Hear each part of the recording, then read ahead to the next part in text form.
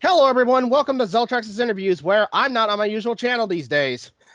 Yeah, for this interview, it has to be exclusive to Hero Club's YouTube channel, which, of course, I have with me, Sound12 over here. Greetings, everyone out there in the internet. Yeah, and we have a very special guest, one that has been eluding Hero Club for the longest time, and I also got to give thanks to Doug Stone for doing a favor for me in getting him. Please welcome Steve Kramer, everybody. Hi, guys. Oh yeah, it is going to be amazing getting to talk to Steve with all these questions regarding his career and such like that, because again, Hero Club's been trying to get a hold of him for years. I've been here, but I've been hiding under the bed. Oh man. All right. That's where I do my best work. You got good acoustics under there, right?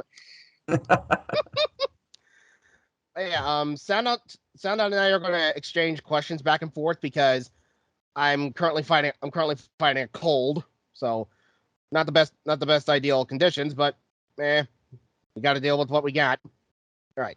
First question to start us off. What led you to wanting to get into voice acting, directing, and scripting as a career? I didn't want to. What happened was I did what most of the people did when they were starting out, when I was starting out, which was a long time ago. We're talking about 35 to 40 years ago. I was trying to become an on-camera actor, just like most of the people that do this. And that's a very, very competitive field, as you know. And I found that voice acting was a little less competitive. So there was a shift in goals. You know, I still do on-camera acting when I can get a job, but getting a job is a lot harder for on-camera. I answered an ad. I think it was in the an actor's paper called Dramalog, which I'm not sure even exists anymore. And they were looking for people to do voices in a I guess it was a chop-socky movie, is what you would call it. What they really wanted was people that could hit and take hits and kick and take kicks and grunt and scream and fall down and land on your face and make it sound like this was actually happening. So I started doing that. I got hired at the magnificent rate of $10 an hour. That's how long ago this was. Oh, you boy. could actually, yeah, you could buy probably a fruit drink for $10 back then. I don't know what you can do now. But for $10 an hour, I started doing it, and a few other people started doing it, and that small group was the kernel that became like the group that I've worked with for 35 years. Most of those people came from that base. They jumped in out of not being able to get on-camera work.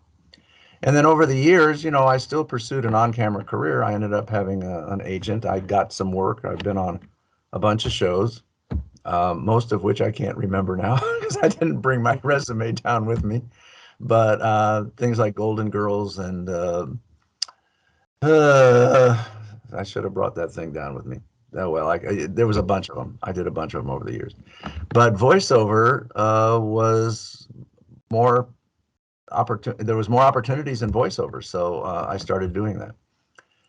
Most of the people that I know that have been doing this for so many years all got started doing this $10 an hour business, and eventually the prices started to go up, but also because the projects started to get more interesting, more mainstream. It wasn't chop-socky movies anymore. We started to do live action stuff. We started to do cartoons.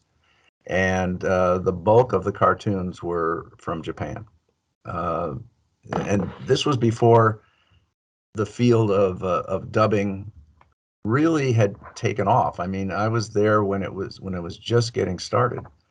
So I started out doing voice work just like everybody else. After a while, some of the producers said, well, can you write this stuff? I mean, we need people that can write this stuff. You want to try it? I said I would try it. It turned out that I had a talent for it. So I ended up doing a lot of writing. I still write. I'm writing today. I actually have a project that I'm doing, which is a live action thing that one of the studios called and asked if I would, participate. I probably should have gone back under the bed years ago, but I'm still doing it. If they ask me and it sounds interesting and I'm dying for the money, then I go ahead and do it. Fortunately, I saved a bunch, so I don't have to work, but I enjoy the work when it's challenging. The live action stuff is particularly challenging over animation, because what this all comes down to is trying to fit American language into a mouth that was created for a foreign language, whether it's Japanese or any other language. So what happens, I'm going to bore everybody now because I'm going to get technical for a second. There's technical. Huh? Go technical. We love those details. I don't know if somebody's already talked about this with you at some point in the past, but there's only 3 letters in the English alphabet where your lips touch when you pronounce the letters. Do you know which 3 they are? No, I don't. I'll wait here quietly while you go through the whole alphabet. One of them is B. One of them is P. And one of them is M. And in speech dynamics, those are called labials or bilabials. There's 2 letters in the English alphabet where your lower lip hits your teeth when you say it. One of them is F, and the other is V. So with that in mind, when you're looking at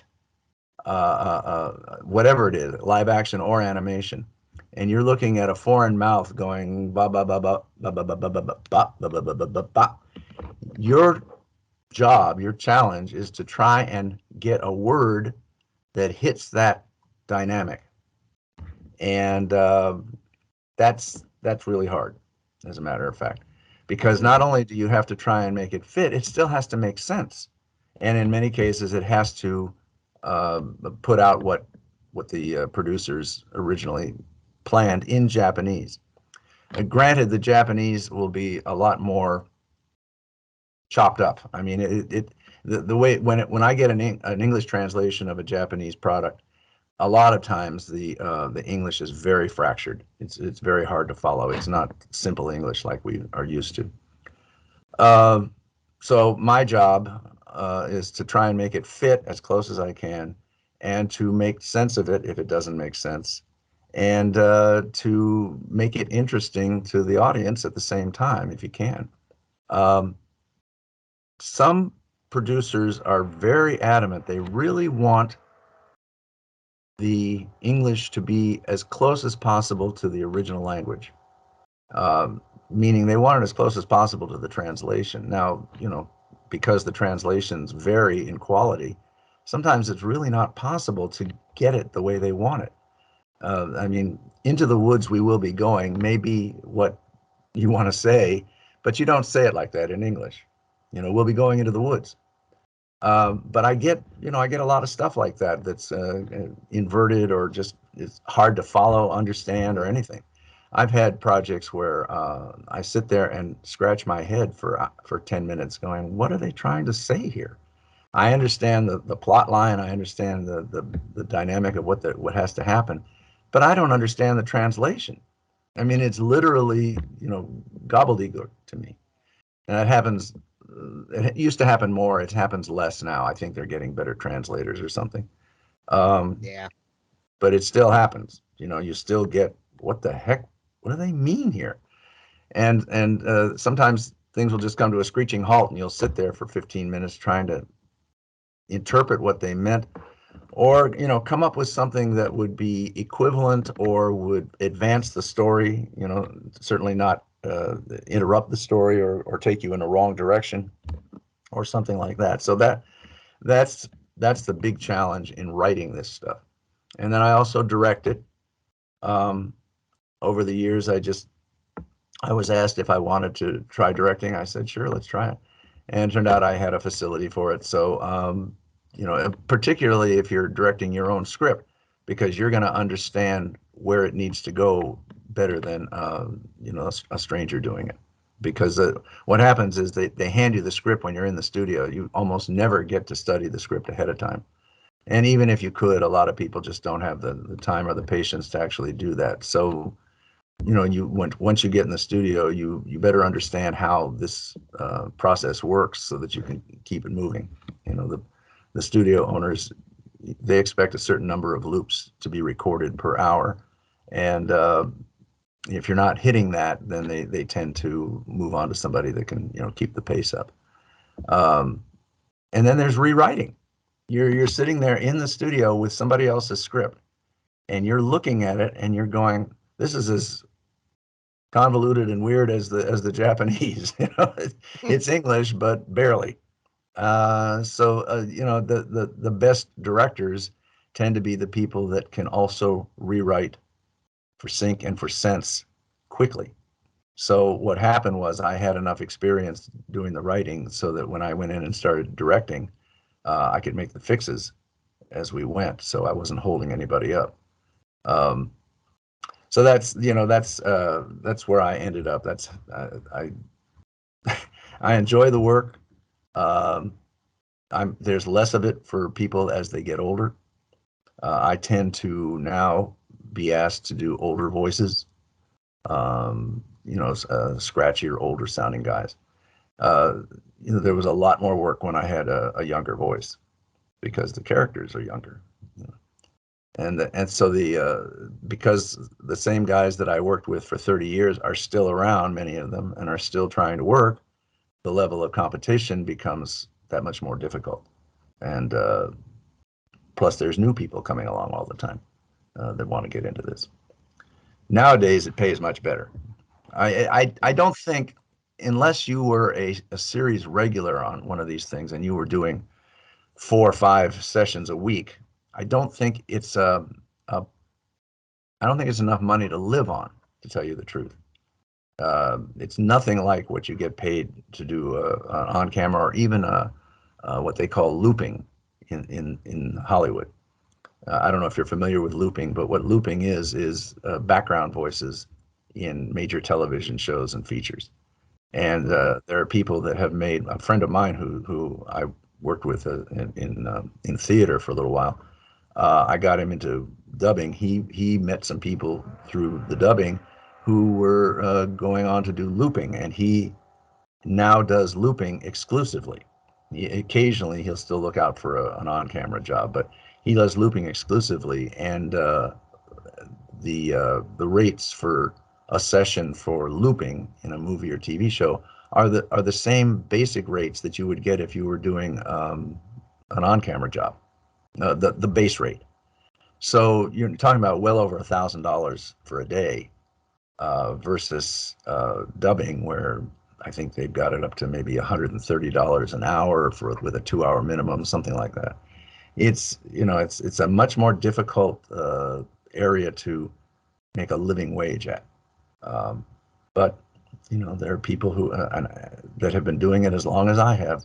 They've been involved with it as long as I have, and you get to where you enjoy the challenge of it.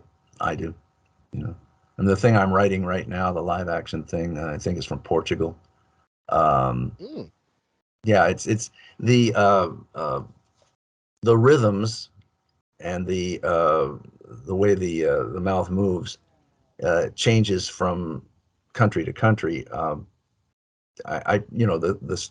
The closest thing to English, I think, is probably like Spanish or French. These are Western cultures, and the basic construction tends to be more or less the same.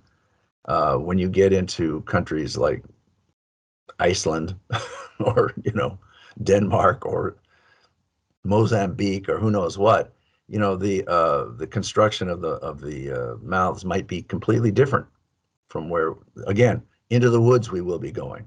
That's what they're saying, but we don't talk like that. So there has to be an adjustment made. Well, I went on and on. I always appreciate the details, especially learning about more of the aspects of the industry that people don't always talk about.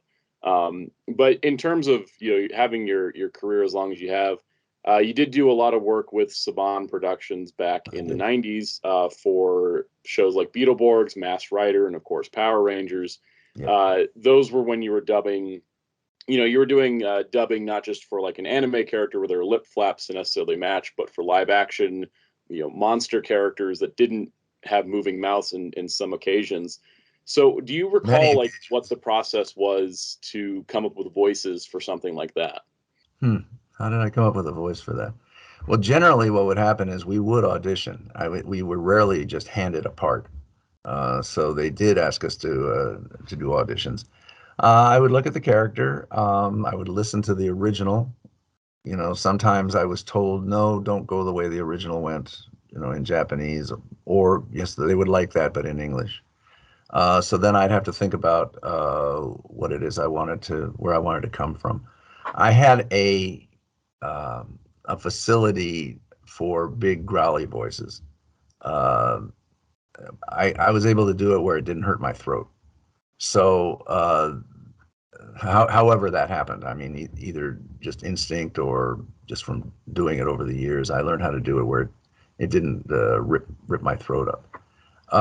So I would tend to get auditions for those growly voices, even when I was younger. I mean, I would sometimes get, just leads and stuff like that, hero voices and things. But there were guys who probably were more adept at that than I was. So I would tend to go for the character roles and things like that, which I found more interesting anyway. They were usually more fun, just more interesting to do. I did they could be high pitched or they could be low pitched. I did a series called Is No Good many, many years ago. And I played Is No Good. He was the chief aide to the Sultan, and I can't remember what the Sultan's name was. But Is No Good wanted to be the Sultan. He was always scheming to find some way to overthrow the Sultan so he could be the Sultan. And it was a funny series. My partner in crime was a guy named Adu Lafalat, and it was a funny character. But Is No Good had a high pitched, you can't talk like this. I want to be Sultan instead of the Sultan. Why are they doing this to me? So you set your voice higher up in your throat, but it keeps it. You can keep it growly like that. For Power Rangers, for Darkonda, he became kind of hissy and high and growly at the same time. So he was kind of like this, way up in the throat. I'm Darkonda. I always laugh when I look at it. And then I did, I think it was Bleach, a whole bunch of episodes. I think Bleach had over 700 or 900 episodes, something like that. It was just ridiculous. I believe so, and they're actually coming out with a new anime soon too. Oh, really? For Bleach? Oh, yeah, I heard about that, as a matter of fact. I did hear that. I'm looking here to see, where was the one when I played the third Hokage? Was that Naruto? That was Naruto. That was Naruto, yep, yeah. Naruto. For Naruto, they needed an old guy. Why they thought of me, I have no idea. But they called me up and said, can you audition for this? And the third Hokage he was just old. He was a scratchy kind of a thing, but he had an old voice because he was an old. What was weird was I don't think he was as old as we played him. I mean, he looked old, but I got the sense as the series went on that he was not like an old doddering man. He was a very vital, active, action kind of character. He just happened to be an old guy, And they did have flashbacks where they had him as a younger guy. So I was so used to playing him up in here that when he became like a young guy, I had to find a way I kind of younged up his voice a little bit, but I still had to keep some of that growl, or it wouldn't sound like the Hokage. He was the same guy with darker beard. That's all they did. It was the same animation with a darker beard and darker hair. That's nice. I don't know if that answered any of the question you asked. Oh, I think it did. It's always great to hear the process behind voicing these characters. Yeah, it's strange. Most of the guys that I know, they have to come prepared for some basic kind of voice qualities. There's certainly going to be some growly guys. Almost all the guys I know have to be able to do a growly monster kind of guy. They might be higher pitched, they might be lower pitched, but that usually has to be in your repertoire because there's going to be tons of them. You know, they're in almost every series that you work on. Some of them, some characters are just kind of goofy. You know, they're kind of high pitched and goofy. There's always some of those too. Somebody around is going to do it. So you got to have that kind of in your repertoire too. And then there's just the straight guys. You know, just I think on my animation reel, my demo reel or something, I think the first character that I put on there was just a straight hero kind of voice, because I thought if a casting director is looking at my reel and the first thing they hear is all the character stuff, then they'll just X me out for, you know, the straight leads and all that, or you know, somebody close to the leads, like secondary leads, which tend to be more straight voices. So for the demo reel, I always put that stuff up front and then go into the all the character stuff afterwards. I think at the end of my demo reel, one of the things I could do, not everybody can do it, I guess. One of the things I could do was a lot of crazy sound things that would happen. And I think what I did at the end of the reel, I had a character who fell off a 40-story building.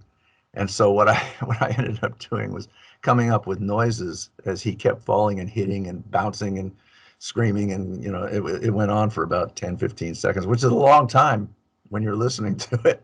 But what my challenge was to come up with different sounds in that 10 or 15 seconds. So it came out pretty good. Most of my agents laugh when they hear it. That's a kind of a specialty thing too, is to be able to do sounds, hits and punches and screams, and somebody just set you on fire, or, you know, your tail got bit by a crocodile. Who knows? Whatever it is, you end up coming up with something to fit the moment. Mm-hmm. Very nice. Yeah, here's one of our other questions here. So, there's one of your most iconic roles among the shows that we described in Beetleborgs, Masked Rider, and Power Rangers was in Space's Darkonda. What are your thoughts on the character, and did you ever expect that Darkonda would become a fan favorite and transcend into your list of well-known performances? No, I had no idea. You know, you do these things and you don't know what the response is going to be in the audience. Plus, we hardly ever interact with the audience. We do the project, we do the voice, and for the most part, we don't actually get feedback from anybody, from fans or from anybody. So it's, you know, it's nice to know that people appreciate it, even all these many years later. But we hardly ever interact that way. So I don't know if I was surprised to hear that Darkonda was a fan favorite, to tell you the truth, because I hadn't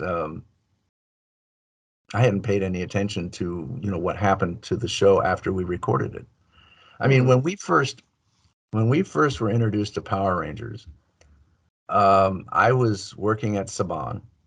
I forget what project I was working on. There was a bunch of us there working. And we got a call one day from a coordinator, a guy that we worked with. I had met Hayam Saban because at the time when we first were working there, he was in a relatively small complex over here in Studio City in California. So if you went into work, and they had like 3 or 4 studios and offices and things like that, if you went into work, you're likely to run into somebody like Saban in the hallway. So he knew who I was. I knew who he was. We would chat a little bit, but back then he was right there. So one day we get a call from the coordinator saying, look, there's a new show that Chaim's bringing over from Japan, and it's called Power Rangers, Mighty Morphin Power Rangers. And we want to get a few of you in to take a look at an episode because, we're going to produce it, and we want, he's interested in having you guys write on it and act in it, direct it, and all that. So we went to a screening room.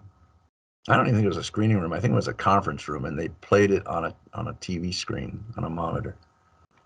There were about 6 or 7 of us in the room, and we had all worked together for years, and we all knew each other real well.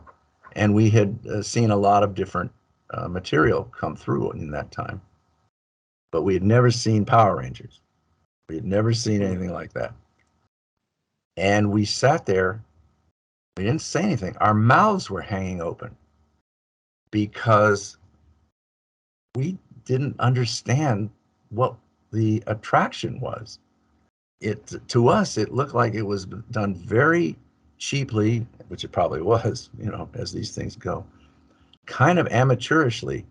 And I remember sitting there with my mouth hanging open, and I looked at some of the other guys, and their mouths were hanging open, and we're going, what? What? In the back of the room sat Chaim Saban, and he's in the back going, oh, look at that. Look at what he did. Chaim Saban's a billionaire, and I'm working for wages. I didn't understand. Nobody else in the room understood, but he did. He knew that project had real potential. And, you have to approach it with a certain kind of attitude. It's, it's a goofy show with goofy monsters and goofy characters, and it's for younger kids, obviously. It's not for any kind of sophisticated adult people, or at least it wasn't. I don't know what it is now. It was just something that the Japanese came up with that they thought would be fun, and Chaim responded, just the way they had hoped. The rest of us were astounded. So, but we started writing on it and acting on it, and it became what it is. It's this gigantic hit that's lasted all these years, gone through all these incarnations. Like I say, Yeah. he's a billionaire. He's a billionaire. So what do I know? Yeah. And I also love how like seasons like in space are getting much more appeal, since a lot of the seasons are now being uploaded onto YouTube because of the Netflix deal running out. So yeah, a lot of people are actually now finding your performances as several monsters, including Darkonda, and finding new appreciation for them. Well, I appreciate that. I mean, it was a goofy project for this from where we were standing. So obviously, I mean, I looked at a piece of footage the other day with Darkonda, and I don't usually go back and look at a lot of the stuff that I've done.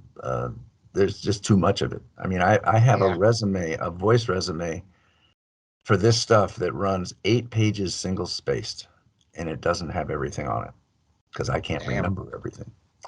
But it's 8 pages single spaced. Imagine that. That's 30 plus years of doing this stuff. And I probably didn't even take as good a notes as I should have because I don't remember all the things that I worked on. But yeah, I mean, I had brought down a resume with me because I was saying, well, maybe I won't remember all the stuff that I did, even just in the interview. And it's true, I don't.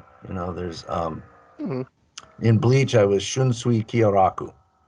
That probably people there your fans would probably know that one at least. Yeah.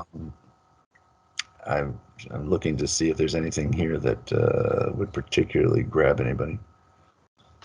Kyo Karamao. I don't know if people watch that. Ghost in the Shell. I played Tadakoro. I played that in the series and the game, I guess. Anybody else feeling old right now? I'm sorry? Anybody else feeling old right now? Not as old as me. It's always amazing when you go through someone's resume, especially someone like you who's worked in this industry for so long, and you start looking at how far back the timeline goes. We're talking about 1985 or 6, I think. I was doing it. I remember I had met my future wife doing a play. She ended up doing this too. Her name is Melora Hart, and she has worked in this field for quite a long time. And between the two of us, we just kind of settled in and just kept looking for and finding the work. Just kept doing it. And thank goodness, it kept coming up. I mean, there was still plenty of stuff. There's still plenty of stuff. I mean, like I said, I don't work as much as I used to. But there's still plenty of stuff. I still get called. I get called from Bang Zoom and some of the other major studios, the producers that do this. I'm starting to go to funerals. That's that's a problem. We're all starting to go to funerals from some of the people that we worked with over the years. That's it's sad, but that's life. That's real. I'm out in my sound booth. I ended up having to make a sound booth, actually put something together because of COVID. Everything changed in this industry because of COVID.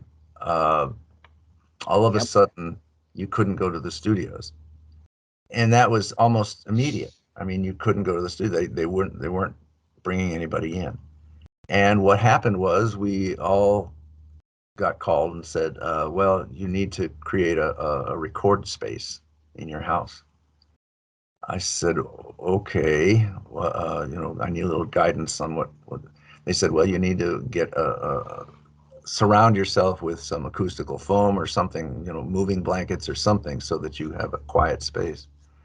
And then we will test your space, make sure that it meets our standards.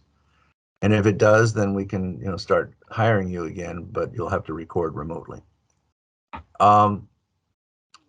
For those who didn't have a place to set up a portable booth or whatever, it was basically, oh, you can't do that? Oh, so sorry. Next. Suddenly, you didn't get any work. So, yeah, it was pretty brutal. It was all through the industry. It wasn't just in our section of voiceover or anything. It was all through the industry. For on camera, they just stopped producing, for a while. It took, I think, a year and a half before they even started to make inroads into possibly getting some people back on set, but they had to be totally vaccinated. They had to have proof of vaccination.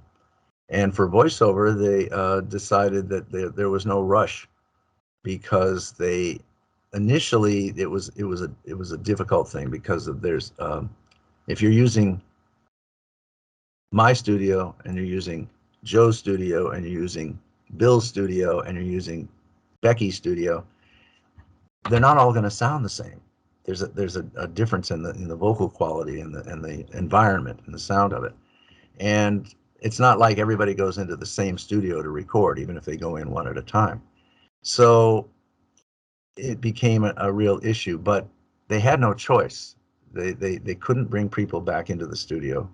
They certainly couldn't bring a crowd of people in.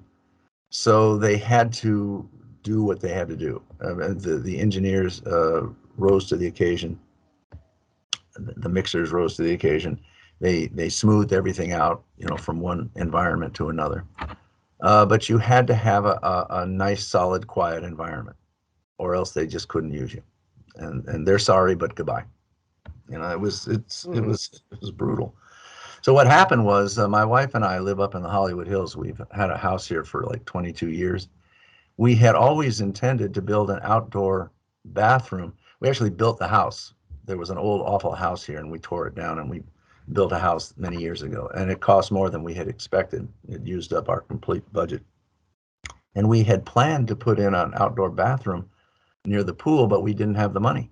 So 22 years later, I'm forced to set up a booth in the master closet, which was pretty good because it was surrounded by clothes and everything, so it was pretty quiet.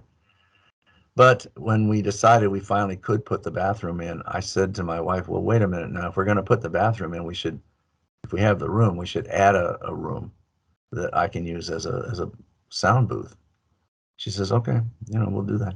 So we built, this is what I'm sitting in. We built a room next to this outdoor bathroom, attached to the outdoor bathroom. And that's my booth. And I use it, at least 4 times a week, I think, either for recordings or for auditions or whatever. I'm lucky because we had the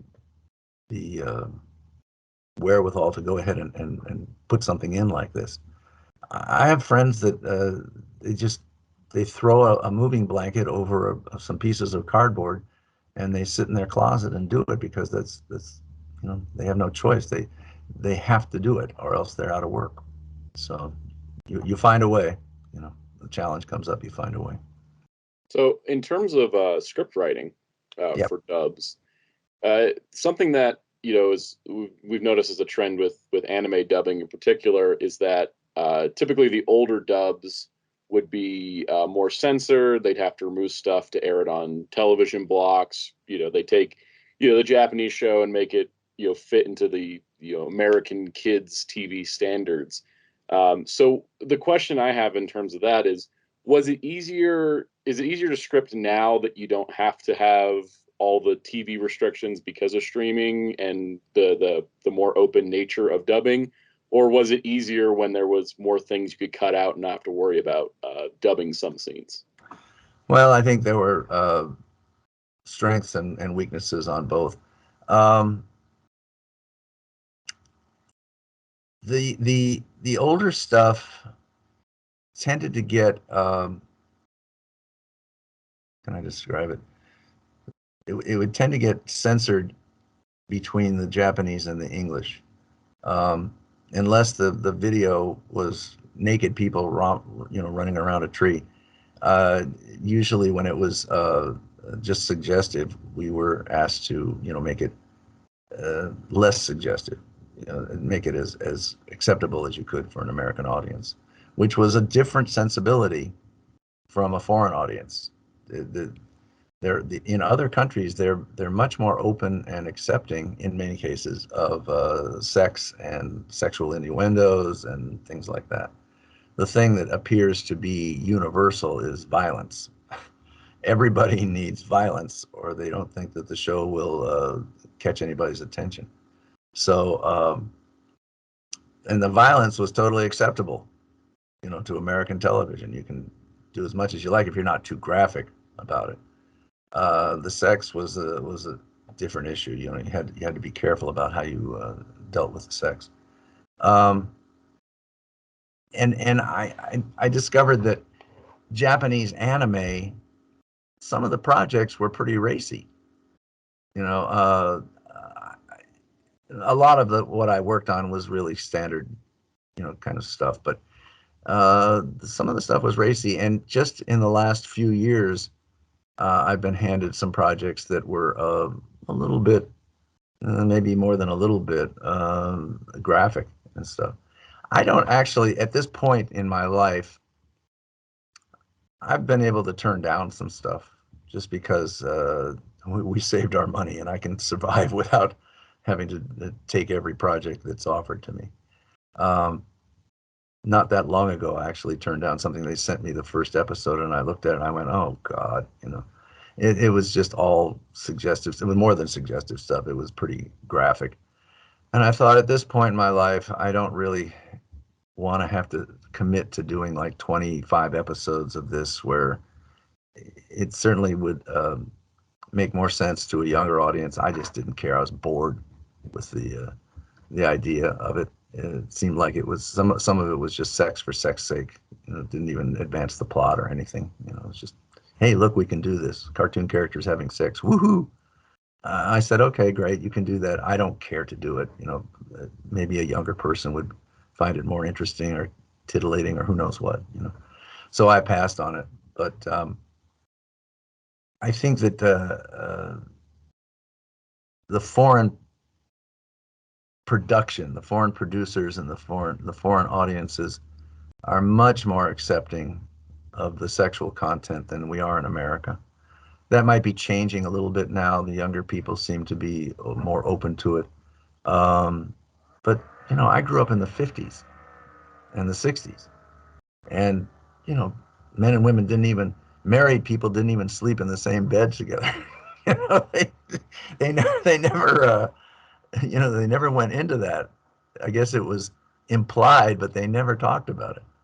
You know, I don't know if the Cleavers, I don't even believe it to Beaver. I don't know if the Cleavers ever got into the Ward and June. I don't know if they ever got into bed together. I think the idea was that they somehow had those kids by immaculate conception or something. You know? But you know, the foreign stuff is they're much more accepting of it. So more power to them. You know, go for it. I'm sure that if the audience is there for it, that's the whole point, isn't it? You know, you're trying to find an audience for your product. To me, it's just at this point, I don't really need it, you know, and I don't really care about it. I'd be much more interested in like a good mystery over you know, an arc of a series than I would be in the sex stuff. It just, to me, it's just gratuitous in some cases. Yeah, here's another one. And it's a bit of a loaded one. Do you have any opinions regarding the whole Harmony Gold and Tatsunoko controversy over the Robotech Macross licensee, since you've worked on the show, and especially with the new deal to distribute the other installments across North America? I wish I could contribute, but I really haven't been keeping up with how all that, you know, how it goes. You know, which is a shame to say, but you know, once these projects get done and turned in, I kind of move on to the next one, and I don't really spend a lot of time concerning myself with what, you know, where the stuff goes after that. So I'm afraid I'm not the person to comment on that. Okay, that's honestly fair. Okay. So we had talked about Bleach earlier, Mm-hmm. and we had mentioned there is a new anime because they're kind of picking up where the anime had left off. Do you know if there's anything in the works for a English dub that you might be involved with your character? I've only heard rumors that you know that it's coming. I don't know what state of production they're in Japan with this. But if my character is there, I'm sure I'll be working on it. As far as writing or directing it, there's been a strange kind of thing that's happened. A couple of the studios that I worked for as a director regularly, I guess in order to save money, maybe during the pandemic or even before that, they started letting the engineers direct while they were running the boards. I actually don't think that's a good idea. Nothing against the engineers. Some of them I think are probably capable of directing. And certainly a lot of the actors are able to work almost without directors. They've been doing it so long, and if they understand the character, the words are on the page. You know, they're good enough actors that they can do the performance without worrying about it. But I don't think it's actually good to have an engineer direct. I mean, that's two different jobs, really different jobs. The engineer really has to concern himself with the technical aspects of getting this stuff on tape, and I think that it's wrong to expect them to guide a performance at the same time. I've been in sessions where they're doing it both in person and remotely. I'm sure that the studio owners would turn around and say, "Oh, poo, you know, Kramer, you're just bitter because, you know, we're not hiring you as a director." Well, you know, I don't like the fact that I don't get jobs as a director, but I also really think that it's not a good thing to split somebody's attention when they've been hired to do a particular job that they are good at. And then all of a sudden you pile on this other job for budget reasons. I don't know. You know, it's certainly not for artistic reasons. You're not going to get a better performance out of an actor because the engineer is directing versus a director who might It might well have been an actor too. And most of the directors have been actors, so they understand the challenges of what they're looking at. Also, as I said, that when I direct, I often rewrite, for sync or for sense. And I don't think that somebody that's been hired as an engineer is particularly talented and shouldn't expect to be talented at writing and rewriting. But that, as for directing, that's part of the job, I discovered over the year. And I just think that they shouldn't split like that. I really, I'm really in favor of people being hired because they're talented at a particular thing. I'm an actor, so I can understand how to talk to an actor to maybe get a better performance. And certainly because I write, I can certainly talk to an actor about hitting sync better than somebody that doesn't write.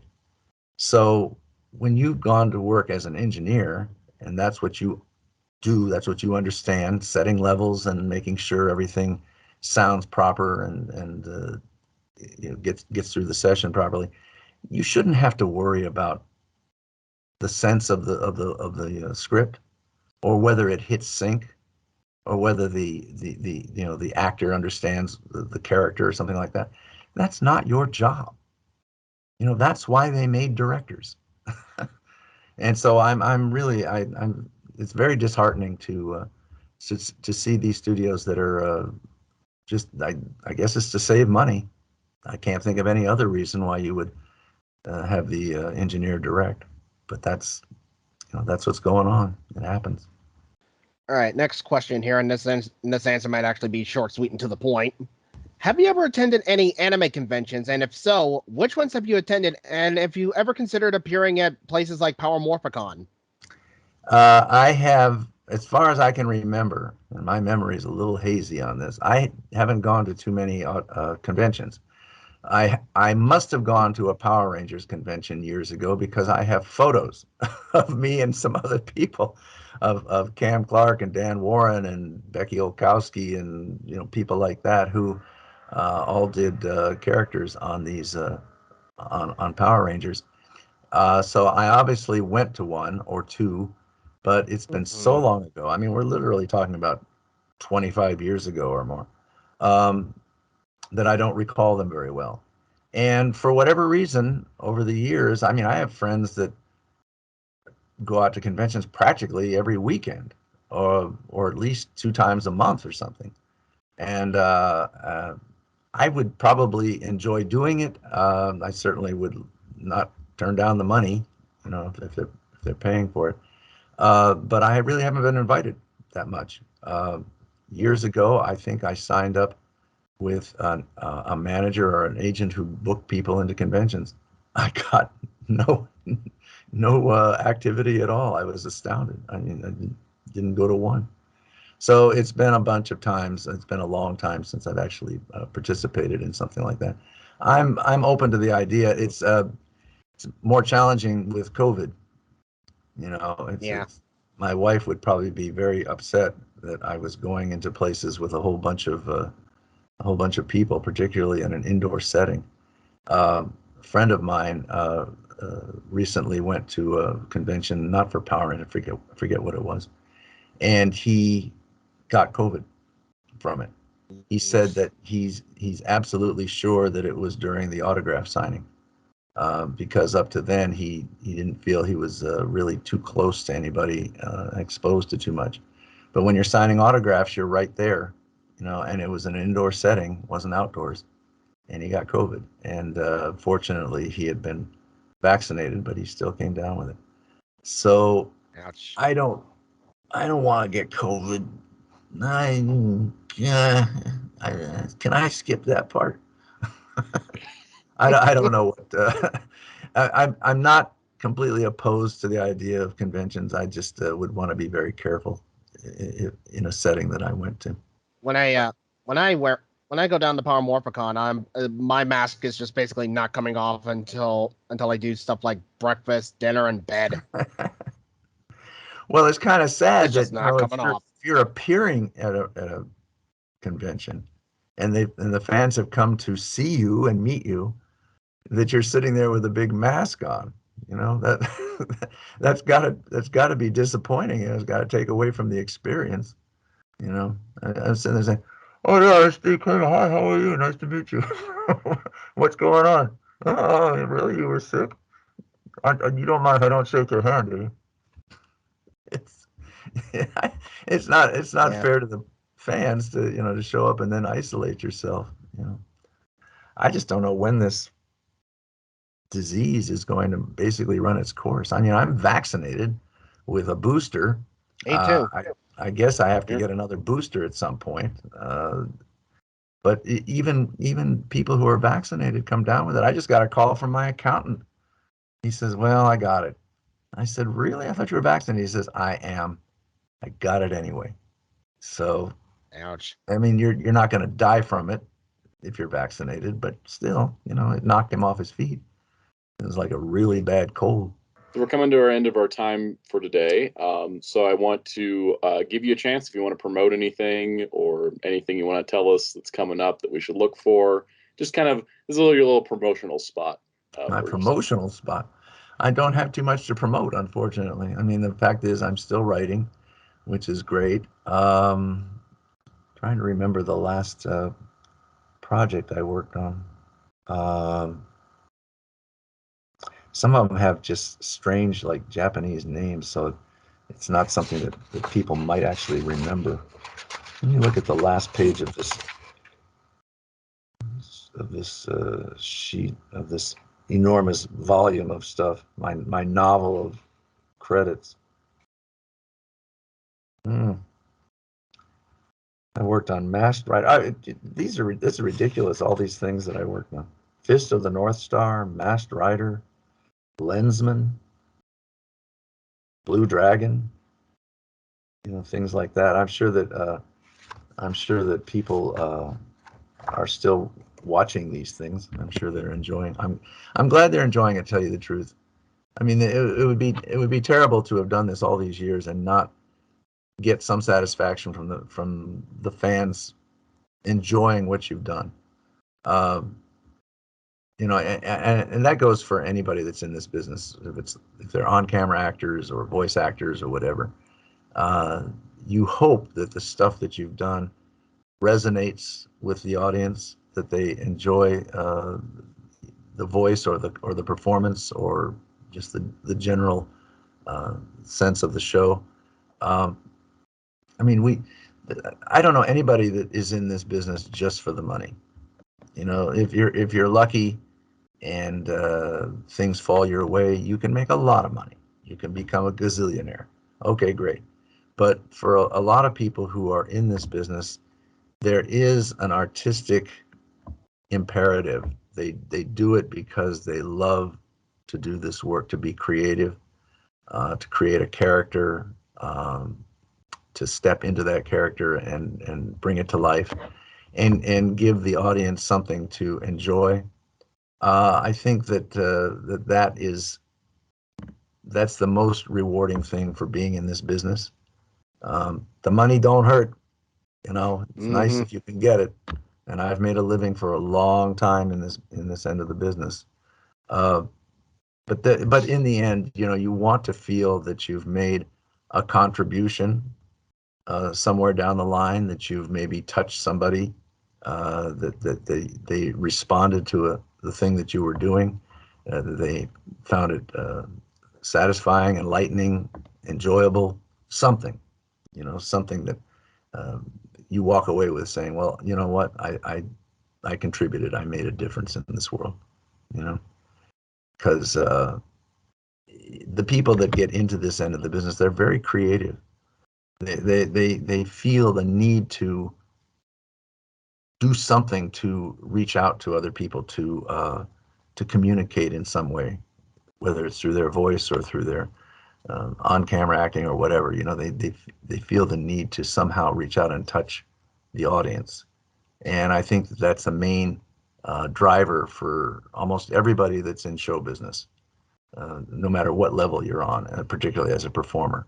You You want to make a difference to the audience. You want to touch somebody and have them feel that for that moment, whatever moment that is, that they were enlightened or entertained or amused, whatever it is. This is part of what we do this for, and it's actually very satisfying to get feedback, which is, I think, one of the reasons that conventions are fun and important. To get feedback from people and to know that there's somebody out there that's been watching what you did and appreciated what you did and found it entertaining, or even beyond that, maybe found it enlightening, or important to them. For that, we're very lucky. We're lucky people because this is what we do. We communicate and we reach out and try and make a difference in somebody's life, whether it's through just entertainment or being informative or who knows what. This is part of why we're in this business and why we enjoy it. I agree. Some of the stuff I like to do is like I custom paint stuff for people over the internet. It's like, and recently with the Heroes of the Grid miniatures from Renegade Games, they actually painted miniatures of Darkonda from the most recent expansion, along with Princess Archerina. And I just love all of the details on those miniatures, and that's why I want to show them off to fans, because these miniatures are really damn good looking. And I'm sure the fans appreciate it very much, when they're looking at that stuff and they say, wow, that's great work. Mm-hmm. So we thank you so much for sitting down and having a chat with us for this interview. We really have enjoyed talking with you today, and we appreciate you putting up with some of our weirder questions that we had along the way. Hey, they're not as weird as I thought they'd be. Oh, good. I'm glad we didn't go too weird. We didn't start asking the specifics of, do you remember this one line of dialogue you said 30 years ago in this one thing that no one can remember anymore? Yeah, especially me. I won't remember it. My memory gets pretty hazy after a while. I mean, particularly when there's been so many projects and so many characters, and me working on so many different levels as a writer and a director and an actor. So things start to run together in your head. Things get fuzzy. Some people I know they remember everything. My wife has a great memory compared to me, and I know some people in their 80s who are just as sharp as can be. I hope that I have that facility when I'm 80 in a couple of months. No, I'm kidding. But yeah, I do enjoy the feedback when I hear it. So that's great. Thank you guys for inviting me. Absolutely. Thank you for coming. And I think that'll conclude our interview with you today. All so I'm going to pass it off to my co-host to do the outro here, and we'll be wrapping this up.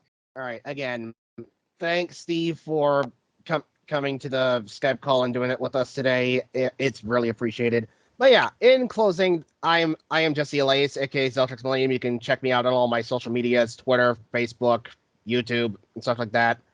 You can check SoundOut out on all of his stuff. Steve's only got a Facebook, so there's that. All right, and I think that'll do it. Bye, everybody. Thank you. Bye.